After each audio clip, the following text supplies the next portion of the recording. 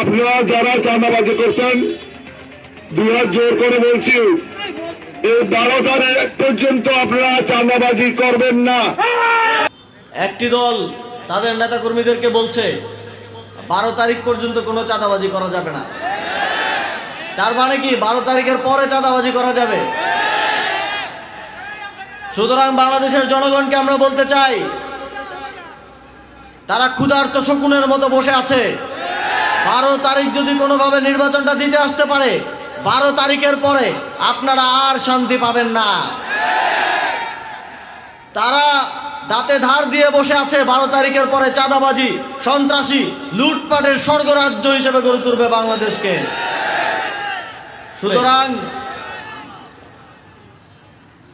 জুলাই গণ অভ্যুত্থান, 5ই আগস্ট যেমন আমাদের জীবন, আমাদের দেশ, প্রত্যেকটি মানুষের ভাগ্য পাল্টে দিয়েছে, আগামী 12ই ফেব্রুয়ারি আবারও আমাদের ভাগ্য পাল্টাবে।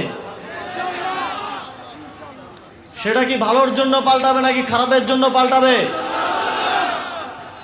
তা আপনাদেরকে নির্ধারণ করতে হবে।